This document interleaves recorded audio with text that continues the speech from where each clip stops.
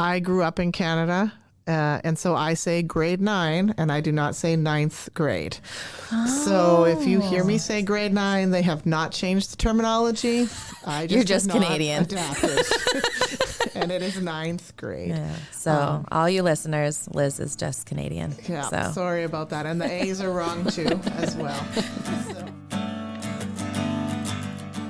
Hello, and welcome to You Matter Here, our Minnesota Transitions Charter School podcast, where we elevate the voices of our people, dig deeper into our big ideas, and explore how we show up for ourselves and each other in order to make magic happen. I am your host, Wendy Lorenz-Walraven, the Director of Equity and Diversity here at MTCS. My hope is that as we spend time together, we will have an opportunity to explore 3 key questions. Who am I? Who are we? And who are we to each other? As it is the intersection of these questions that informs the assumptions we make, drives our behavior, and impacts our relationships with ourselves and with others. Welcome back, listeners, to You Matter Here, our Minnesota Transitions Charter School podcast.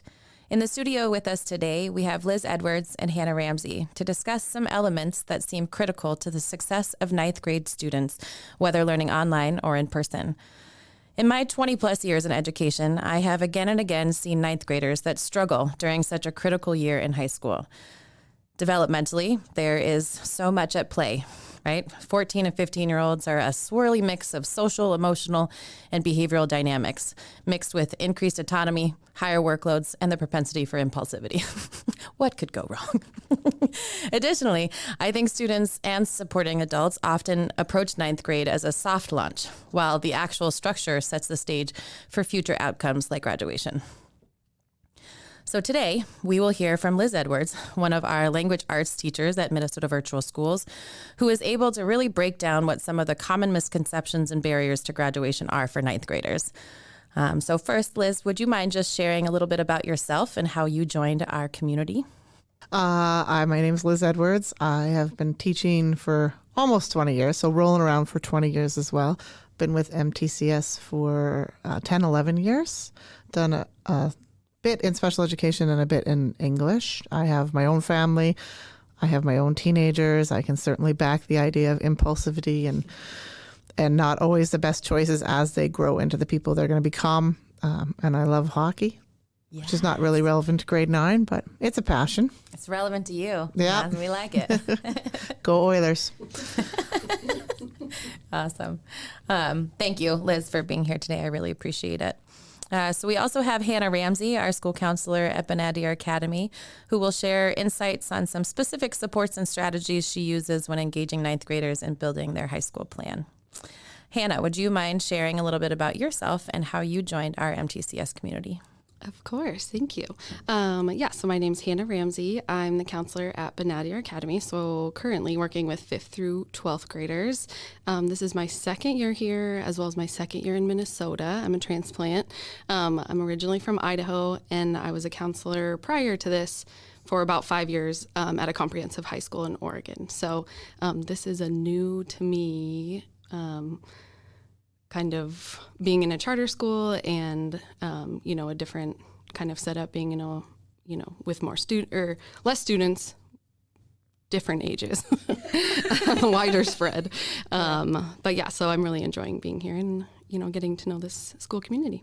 Awesome. Well, thank you again so much for being here. And I don't think that I knew that you originated from Idaho. Oh, yeah. Whereabouts in Idaho? I'm going to ask this so I know any place other than like Boise. Boise. Yeah, I'm from Boise. Okay, You got it. Excellent.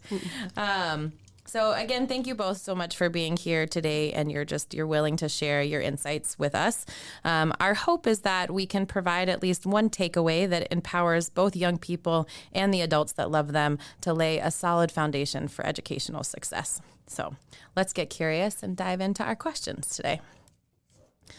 So the first question is, why is ninth grade so important? So this is like a passion of mine for ninth graders. I feel like we don't get this information out to the families early enough, soon enough for them to know.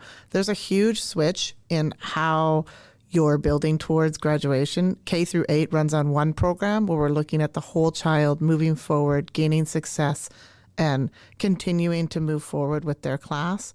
When you get into high school, that switches to graduation credits. And so it becomes an entirely different playing field that I don't feel we do a great job letting our community know. And so for me, grade 9 is critical in understanding that each piece is a part of a puzzle that you must have. And a lot of students feel like, well, as long as I get it sorted out by grade 12, I'm okay.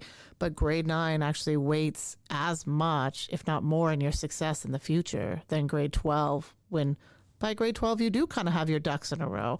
And then that makes it really hard for those 12th graders who didn't have it at grade 9. So it's a big passion that everybody knows coming in that grade 9 is your grade. Like, we need you. We need you in your seats. We need you wanting to try.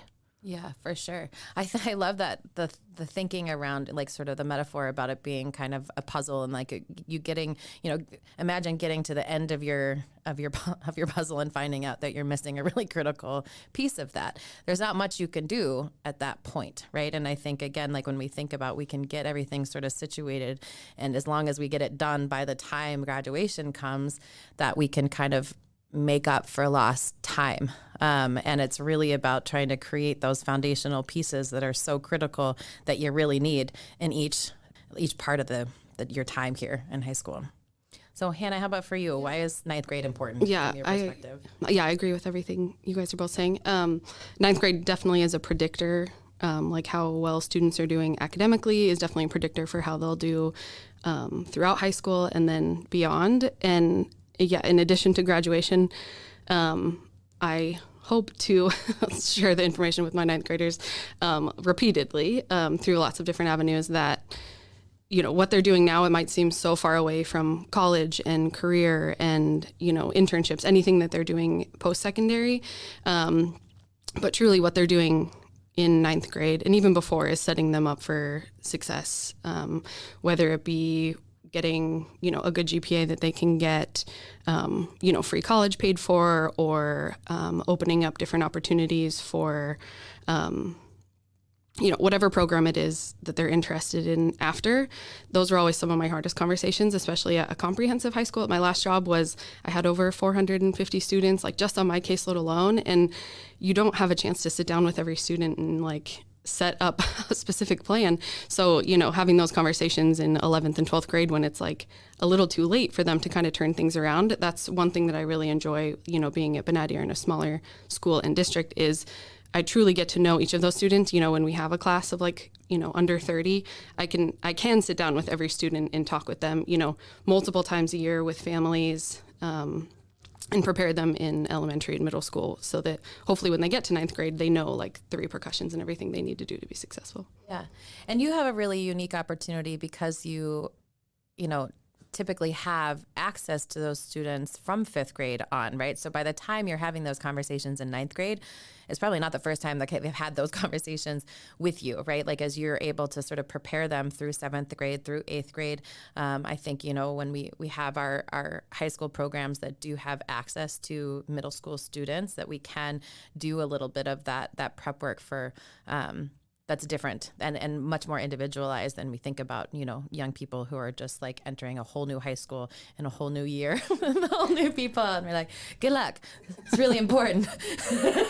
Yeah, exactly. And it is, whether or not they remember it from year to year and every time that we bring it up with them and their families. But I try and repeat the information as much as possible. Last year I was in every 7th and 8th grade English class giving different lessons on trying to relate what they're doing now and how that relates to their success in high school and beyond. And I think reiterating that and trying to drive it home, every year, especially with families included, hopefully by the time that they get there, it's, drilled in.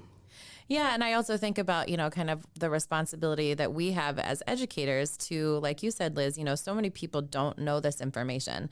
And so how can we really be advocates for this information for young people so that it isn't a big surprise and it isn't a surprise at moments in time when, there feels like there's little they can do about it. I remember having a conversation with a young person that I love very deeply in my life who was not going to school, not necessarily doing the things that they needed to be doing, not doing the work, mostly because they felt it was too easy, right? Like you definitely get kids that are just like, I'm not being challenged. So I like learning outside of the classroom. And I remember having a conversation about how important it is not to close doors for yourself later, right? Like it's very hard for a young person to sort of see the things that I'm doing today might very well close doors that I really want open for me in 4 years, right? And it's hard for anybody to do that. So we are expecting young people to kind of do some miraculous thinking when it comes to understanding how their behavior impacts later. But I think that is part of our job, right? Is being able to prepare young people for what that looks like. Would you say that middle school is a predictor of high school success? I definitely think that might be a conception people have. I do think it's a conception that people have, but it's actually not accurate. So grade 9 is a fresh start, and it's a fresh start in many ways. So how you do in middle school will place you in classes that will set you up for success when you reach grade 9. So obviously any student or family out there, do not toss middle school to the ground. There's a lot of good learning that happens there. But if you're on the other side of that spectrum and you're hearing this and you're thinking, oh my gosh, my student's not doing well in middle school, grade 9 is a fresh start. And an active student, a student who comes in wanting to be in a different place at the end of grade 9 than they are at the end of grade 8, really does have the option to get in the right classes to make up some of that learning gaps or missed learning, if you want to call it. Attendance is your predictor for grade 9. If you're here, we can help you. Mm-hmm. I agree with that, the aspect that ninth grade is a fresh start. And one thing I especially talk to like the middle schoolers about is, the habits that they're building now and how that can, either harm them or set them up for success when they get to ninth grade, and how to like try and position themselves best. They are building habits, whether that's, they're sleeping and if they're procrastinating on their homework and things like that. But also like learning skills for like self-advocacy, being able to ask for help when they need it. If they're building relationships with their peers and their teachers and staying connected to the school, all those different types of things, in addition to obviously learning the content and preparing themselves for, ninth grade and high school in general. But yeah, I think also there is a lot to be said for like what they're doing in 7th and 8th grade and how that kind of shapes them in, a way to be successful for high school. But it is interesting that 9th grade predicts high school. So 8th grade does not predict your success in 9th grade, but how you do in 9th grade predicts your chances of graduation. Obviously, there's opportunity to turn things around, but students who have a good 9th grade year are like 90% likely to graduate on time. Wow. And so defining a good academic year is exactly those soft skills that Hannah just brought up, right? Asking for help, advocating, attendance. I'm going to say that over and over again, being here, and then like a growth mindset. And that's really hard to come in with if in middle school it hasn't been a great fit for you, to come in grade 9 and be like, I'm going to be different. I'm going to try. My absolute favorite quote in life is that failure is the path to success. So if middle school was a failure, that's okay, but you have to kind of reflect and see where you can open yourself up to take some risks. And I really do think the biggest risk is self-advocacy and attendance. Mm-hmm. Giving yourself that opportunity for success is scary. But if you do that in grade 9, you can predict your success for grade 10, 11, and 12, which is a huge piece. Yeah. Yeah, I think being in communication and in connection with the people that you're in within a learning community is one of the best predictors for success, right? Like even if you need to miss a class, being in communication with your teacher about it and about what you may have missed or what you might need to adjust is like, I have yet to meet a teacher who isn't willing to be flexible to meet the needs of a young person when it's in the best interest of a young person, right?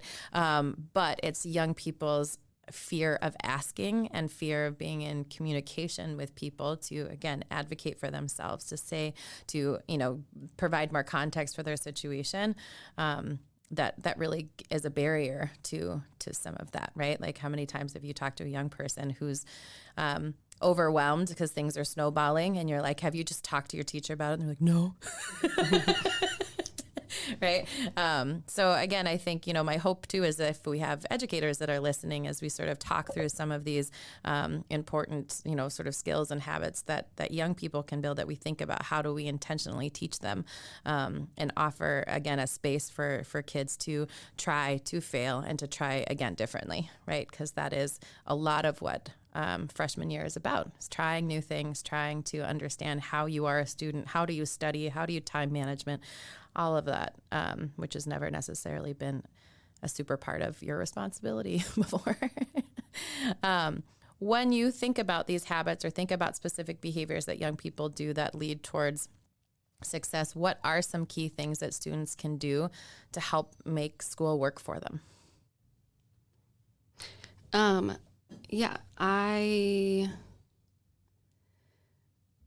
In addition, Liz is right, like attending, being there every day. And yeah, huge, right? Yeah. And what we're talking about in terms of like soft skills, I'm just thinking about, like, I co-teach right now a college and career class with one of our social studies teachers, and we have 9th through 12th graders. It's just an elective they can choose. And in addition to like exploring different career types and looking at, job training and what that looks like and different universities and all that types of stuff, we're also like literally practicing, turn to a friend and how would you, if they were your teacher, like how would you ask, when's a good time to talk about my grade? And, questions like that, like how to write a professional email, things like that I think will lend a hand so much as they are asking for support, and hopefully give them the confidence to be able to, utilize resources and ask for help when they need it, which I think is, when you go to high school, obviously at Benadir, they're basically in the same hallway and with the same teachers as the same for 7th and 8th grade. But I know, when I was in a comprehensive high school, it's a huge transition for students to be in an entirely new building, with a lot more students, and you do have this newfound autonomy. So, having all of those skills to reach out and know the resources that are available to you, checking your grades daily, being there on time always. It seems very basic, but like I think those are a lot of the things. Yeah. And it really, I think, empowering young people to be like, this is your education. So stay on top of it, be curious about it, ask questions about it, be in communication with the people that you're learning from. I guess the things too that, like, I think some families are not as aware of kind of how the school is set up, right? What is a quarter date? Why is that important? What is a semester date? How does my GPA calculate? And where does this go? Obviously, a lot of detail that we wouldn't delve deeper into here, but knowing as a family when the quarter dates are, knowing as a family who your 6 teacher kids are, right? Not just the student knowing, but the family knowing, like building those connections together, I think is a huge part of success at school. Counting on a grade 9 child to have 6 classes organized, complete, and doing well is extraordinarily lucky. Like that's a rare 9th grader. That is not what we see as a typical 9th grader. Ask your 8th grader today, name all your teachers. Some of them might struggle. So I think just kind of a big part of school success is this idea that the family's in it, the students in it, and the teachers are in it. And those 3 groups need to be connected.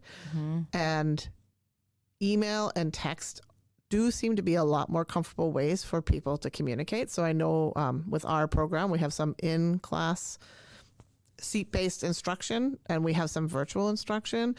But my kids are also in a seat-based instruction, and they email and text their teachers. And so that is an avenue. So I just want to say that for the families, like what's most important is that you ask the question, right? And the question can be as simple as, I'm concerned about how my kid is doing. What are your thoughts, right? You don't have to come in with previous knowledge, but you do need to come in with the idea that the teacher is there to support your child and give the best assumption that the teacher's doing the best they can. Nobody joins the teaching career to not teach. And so give the assumption that the teachers are doing the best they can and start that conversation with how can we help my kid get a little farther down the road. Yeah, for sure. Yeah, and starting those conversations early, right? And I think, ideally you're starting those conversations at the very beginning of the year. And so the conversations are much more about how can I best, support my kid, and how can I support what you're doing here at school, and hopefully that those conversations are started before an issue even arises. But certainly if when concerns, do come up, that who to reach out to, because again, it's our responsibility all the time to be able to be available, to be in partnership with our families, with our communities, with all of the people that our young people are interacting with. Go ahead. I also think, in addition to what you're saying of like families and staff and students all being connected, is one major thing that I feel like is a big predictor of students having success at school, is being connected to like their school and community. So if there's athletics that they can get involved in, if there's clubs or after school programs, when students like feel connected to their teachers and have these relationships, they are more successful academically and in other aspects of life. What are some key things that teachers and staff can do to help students stay engaged? Like the question of the year, right? Yeah, I do. I mean, back to like relationships. I think building relationships is so huge for students. If you want them to listen to you, I think first they have to, kind of like you and care about what you're saying and, know that you're on their team and wanting what's best for them. As the counselor, I'm in a unique position where like that's my job, is I get to like build those relationships inside and outside the classroom. So sometimes that gives me an advantage of, I'm not the one always telling them something's due or that they're not paying attention in class. And so, I really value what a relationship piece can kind of bring, from a staff member to a student in general. So I am the one telling them what to do and turning it in and following how's it up. go? It goes well. Great. And actually, I think this is something that we as teachers can do a better job of. I am surprised of how many students every year in 20 years teaching, I'm surprised of how many students don't actually understand where their grade is coming from. Mm-hmm. And I am not a grade-based teacher as in you must get an A in my class. For me, when I walk into a classroom, I want to see my students' ability grow. That's my goal.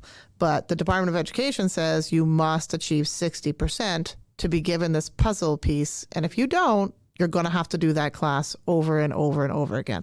That's how high school works. Across Minnesota, there are specific classes that you have to pass. And if you don't get over that 60%, then you will not be given credit for it. It will not go into your puzzle piece of graduation, and you'll have to take it. I have 12th graders currently taking English 9A because they did not pass that. So the other piece of this is they'll move you on to English 9B. So the way that high school works is 9A, 9B, 10A, 10B. So they'll move you on to 9B and you'll feel like you have that puzzle piece, but you don't. You have a hole in that puzzle piece because you weren't over 60%. And so I feel like because there is this standard by the Department of Education, we as teachers need to be crystal clear on how your grade is developed and where you're sitting at as frequently as possible, because that's a huge piece. Obviously, the teacher in me wants to see these kids grow and develop a love. I teach English, so I'd love to see them grow, develop a love for critical thinking, reading, writing, any of those. That's a beautiful part of my day when I see that passion start. But the most important part of my day is making sure that my kids are getting these puzzle pieces, because graduation is a massive part of success in our current culture for after school. And it's unfair that some kids have this knowledge of how a grade is made or what I need to pass or how important it is to pass, or do I really have to pass grade 9? And some kids don't. Right. So for us as a community, I feel like this should be a passion, making sure that kids are aware of how close they are or how possible they can. It's a crime to me if you see a kid get in that 50 to 60% range and not over it. It's just sad. Yeah. Yeah, that's the true partnership, right? It's like, how do we get there together? How do we get past the over the 60% piece? And part of that is like, how are we making education and content relevant to our young people so that it makes sense when they're, integrating our learning into the rest of what matters to them, for sure. What is one thing that supporting adults can do to increase their students' success at school? So when you think about all of the people who love young people and are rooting for them to do well in school, what is one thing that they can do to help support that? Well, I can certainly promise you that you probably can't do the homework anymore. No. I have a high school student, and the math that she is attempting is well beyond my skill set. So like doing the homework is a big fear, I think, for families. Like, I won't be able to help my kids, so I don't want to ask my kid about it. I think the three things families can do is, one is have a time to check in about school daily and ask some open-ended questions, not just, how was school today? Good. Yep. Great. It's gone. Right. I like to ask my kids, what was your best moment today? What was the moment that frustrated you today? So I don't ask all the questions all at once, but like each day I will ask kind of a pinpointed question. And then we sit down, as a family, we sit down and we look at our grade books together so that everybody has an understanding of where we're at. And there's like a lot of miscommunication, and then we just have to dig through it and figure it out. So it's not easy, and it doesn't make sense. And I have teenagers too that tell me they turned in things and guess what? They didn't. And so, I mean, the reality is those conversations let my kids know as a family. So I'm speaking as a family parent here. Those conversations let my kids know that I'm engaged in what they're doing for 9 hours of their day. Mm-hmm. And if you're not engaged in what they're doing for 9 hours of their day, then you're sending the message that it doesn't matter those 9 hours. Mm-hmm. So it doesn't need to be a lengthy conversation, but a check-in, I think, is really important. And then having your kid attend school as many days as possible. And some days that's hard, I get it. But even just saying go and try until lunch and I'll check in with you at lunch could garner a full day of school, because it's okay once they're here. Right. No, I think that's amazing. Encouraging those types of conversations, I think, between students and families is, a key to success. Very simple things is making sure that families have access to see their students' grades and attendance at home so that they can see and ask those questions. They can see if there's a missing assignment as well, and, sit down and, even if they can't help answer all the questions, try and help them work through it, or help reach out to, the teacher or counselor or someone at the school for support if they have questions. I think attending, family event nights, that's where we go over a lot of those things with families. I will, very clearly spell things out. There's, no dumb questions. And if students, are coming from a family that maybe they weren't, they immigrated from somewhere else, or they're a first generation student, they don't have always that social capital, knowing exactly the answers to all these questions. So trying to provide people an opportunity and hoping that they utilize it. Things like, setting some different rules at home, like no cell phones, a few hours before bed, trying to make sure that they get 8 to 10 hours of sleep, not calling them out of school if they're not, if it's not an emergency, not calling them when they're in class. If it's not an emergency, I think just some things like that, it seems basic, but, trying to support families and making those decisions with their students. Yeah, for sure.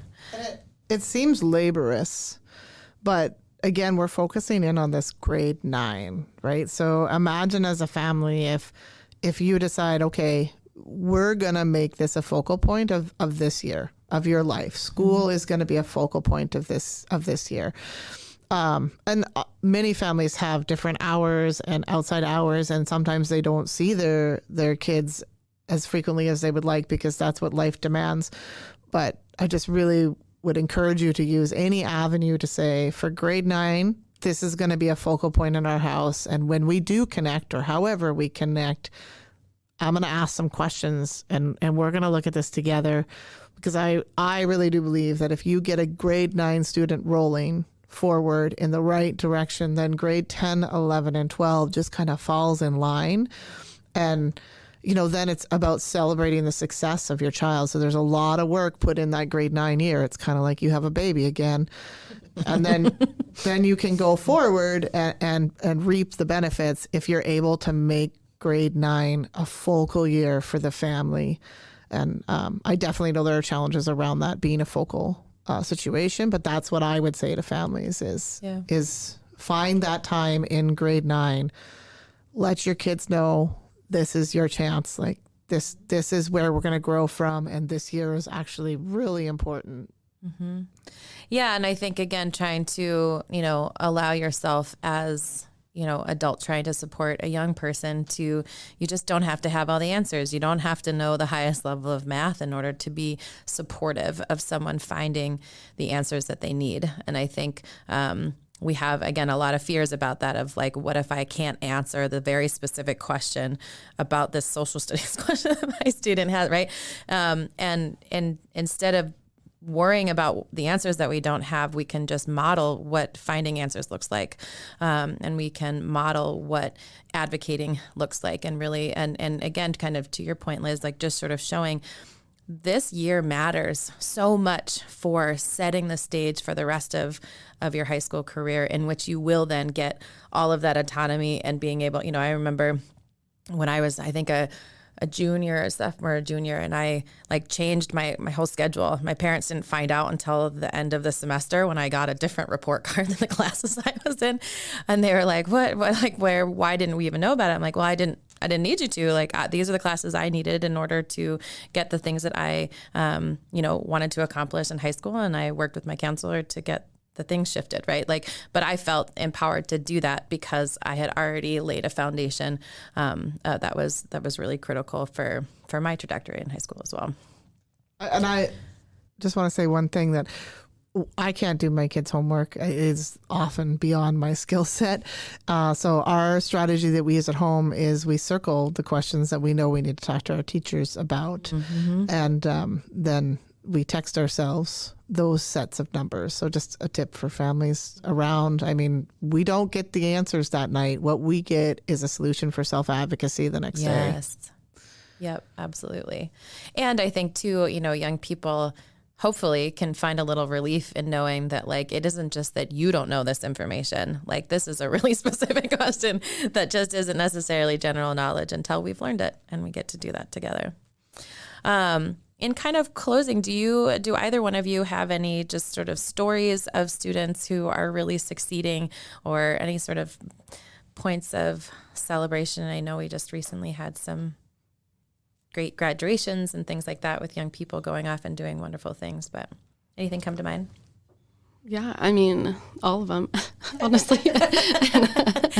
I also feel like I get so emotional when I talk about like kids that are doing so well.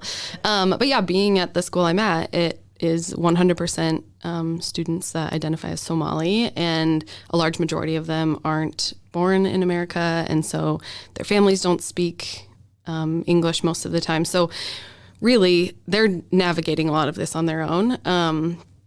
And so, yeah, I think we were really excited at the end of last year to have all of our graduating seniors enroll in some type of post-secondary, because I do think it's important. Obviously, like, we want our students to do so well in ninth grade that all of the options are available to them when they graduate, that they, can get financial aid and these grants and scholarships and things like that, that they can get into the program or university that they want. But maybe some of them struggled in ninth grade, or maybe they weren't even here in ninth grade. Maybe they spent a year in Africa and missed, an entire section and had to catch up. And I want it to be clear, that there is still an option for any student, regardless of, how successful they are in high school. You can always get into community college. And, it doesn't matter what your GPA is, as long as you have a diploma or a GED. And then that can always, set you on the trajectory of whatever, you have in mind for yourself. So that was the path for some of our students last year, but then we also had students get full ride scholarships to Augsburg or University of Minnesota. And yeah, it's just, I'm so proud of all of them. I know, they're really great. My favorite was when we had the senior class go and talk to, I think it was the fourth graders. Yeah, they did a grad walk. They all wore their great. caps and gowns and walked through the elementary school. Yeah, it's so sweet. It. Yeah, I know. And their advice was, do your work. Do your work. Start now. Yeah. Solid advice. Attend school, do your work. Exactly. Places. I always have, every year there's a few students that reach farther than, I guess, I don't want to say anticipated, because I always hope that they all reach really far, but farther than they started. We'll put it that way. I had a student last year who did not pass 9A.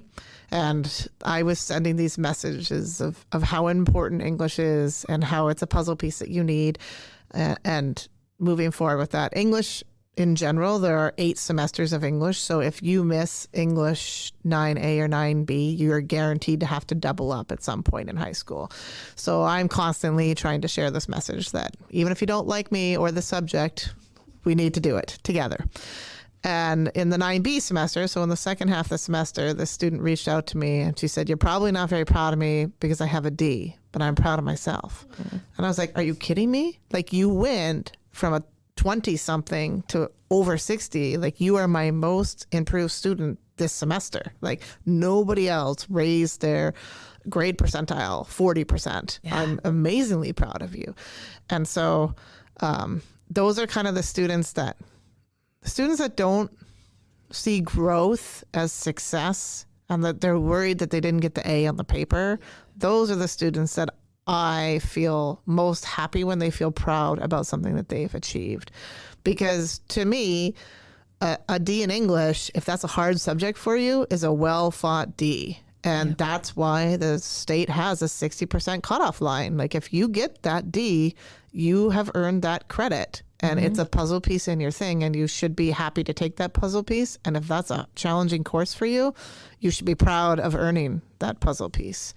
And, I just think sometimes students get so focused on getting an A or a B, and it's about challenging yourself and believing in yourself and working through the hard pieces. Those are the kids that get me. And I had another one, late literacy. I have a master's in late literacy.